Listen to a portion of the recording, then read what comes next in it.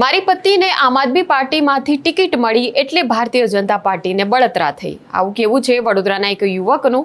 ત્યારે આ વડોદરાની શું ઘટના છે? સંસ્કાર નગરી વડોદરામાં શું ઘટના બની કે જ્યાં ભાજપના નેતાઓ સીધા જ ઝપાઝપી અને મારપીટ પર ઉતરી આવ્યા હતા? તેનું કારણ જાણીશું. નમસ્કાર, નિર્ભય ન્યૂઝમાં આપની સાથે હું મયુરી. ગુજરાતમાં સ્થાનિક સ્વરાજની ચૂંટણીમાં અંતિમ ઘડીનો ચૂંટણી પ્રચાર હાલ ચાલી રહ્યો છે. ત્યારે હવે વાત બબાલ, હિંસા અને છૂટા હાથની મારામારી પર આવી ગઈ છે. જાણે ચૂંટણી નથી ચાલી રહી પણ કોઈ ફિલ્મનું શૂટિંગ થઈ રહ્યું છે, કોઈ ગેંગ વોર જાણે ચાલી રહી છે. એ પ્રકારનો માહોલ ગુજરાતમાં હાલ જોવા મળી રહ્યો છે. ત્યારે વડોદરામાં એક યુવકે પ્રચાર કરવામાં માટે આવેલા ભાજપના એક નેતાને એક સવાલ પૂછ્યો અને તરત જ ભાજપના કાર્યકરો કે જે નેતાની સાથે રહ્યા હતા તે મારામારી પર આવી ગયા. સંસ્કાર નગરી એ વડોદરાની આ વાત છે અને વડોદરામાં કિશનવાડી વિસ્તારની આ ઘટના છે કે જ્યાં ભાજપના પૂર્વ કોર્પોરેટર હતા એ પોતાના સમર્થકો અને ભાજપ કાર્યકરોના કાફલા સાથે ચૂંટણી પ્રચાર માટે નીકળ્યા હતા અને એ સમયે ભીડમાંથી તેમની સામે એક યુવક આવી જાય છે. તેમની સાથે વાતચીત કરવાનો પ્રયાસ કરી રહ્યો છે અને એ વખતે ભાજપના એસસી સેલના પ્રમુખ છે યોગેશ પરમાર ઓચિંતા ગુસ્સે ભરાઈ જાય છે. યુવક સાથે બબાલ કરવા લાગે છે. આખા વિસ્તારમાં ભારે હોબાળો મચી જાય છે. ત્યારે સૌથી પહેલા જોઈ લઈએ એ વિડીયો કે જે હાલ સોશિયલ મીડિયા પર વાયરલ થઈ રહ્યો છે.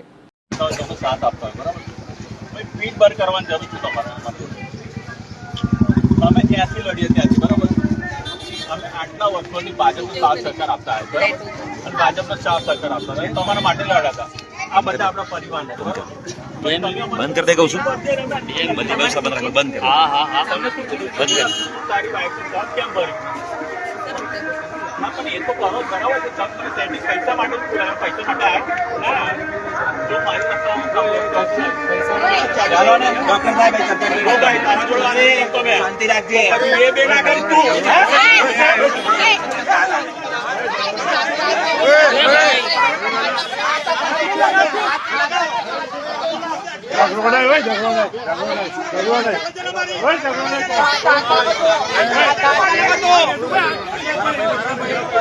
ભાઈ સાઈડ પર નાખો.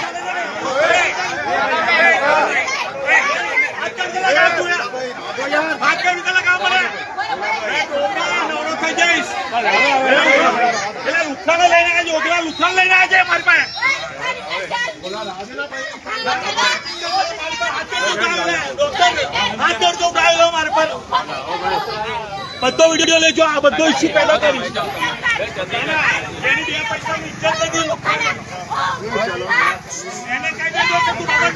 છોકરા પર હાથ લગાવે. મારી વાઈફની ટિકિટ જયારે આમ આદમી પાર્ટી ફાઇનલ થાય તો બધાની જાણે પોસડી પૈસાની ઇજ્જત નથી નહીં.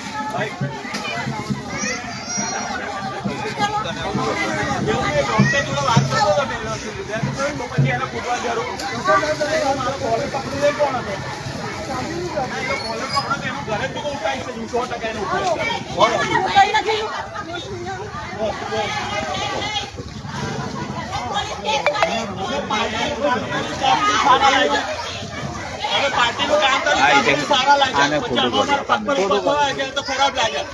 તમારી ગામમાં ના તાકાત તો હું કરો લડવા નીકળ્યા છે. બેઠો પરિવાર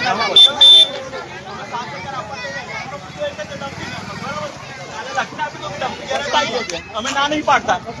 હું બધા જોડે મેરી કરવા એ મુદ્દો લેવડાવી લેજો બસ. પણ આ 2 પૈસાના નુકસાન બહુ ચરબી છે.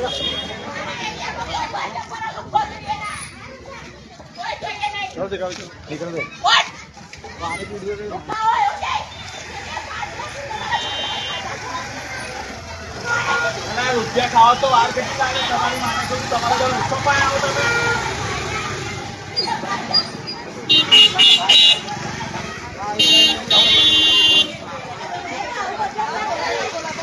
તો વિડીયોમાં દેખાઈ રહ્યું છે કે જ્યારે આ યુવક એવો સવાલ પૂછી રહ્યો હતો કે આ વિસ્તારના કામ કેમ નથી થયા, અમે આટલા વર્ષોથી ભાજપને સપોર્ટ કરતા આવ્યા હતા અને તમારા માટે અમે લડ્યા પણ છીએ, આપણે એક પરિવાર છીએ, પણ તેમ છતાં તમે મને શું એમ કહ્યું કે મારી પત્નીએ આપમાંથી ફોર્મ કેમ ભર્યું.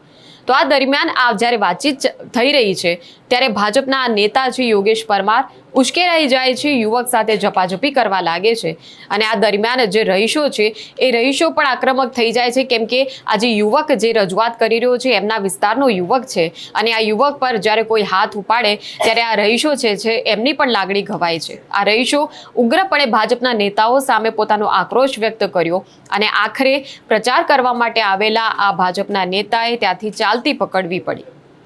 આ વખતે સ્થાનિક સ્વરાજની ચૂંટણીમાં ભાજપના ઉમેદવારો ઠેર ઠેર રોષનો ભોગ બની રહ્યા છે. ગત 5 વર્ષ દરમિયાન લોકોના પ્રશ્નોની, તેમની સમસ્યાઓની ભારોભાર અવગણના કરવાની જે ભાજપે ભૂલ કરી છે એ અત્યારે ચૂંટણીના માહોલમાં ભાજપને ભારે પડી રહી છે. ગુજરાતમાં મોટા ભાગે એવા દ્રશ્યો સામે આવી જ રહ્યા છે. ઘણી જગ્યાએથી ભાજપના ઉમેદવારો જ્યાં પણ પ્રચાર કરવા માટે જઈ રહ્યા છે ત્યાં લોકો તેમને જાકારો આપી રહ્યા છે.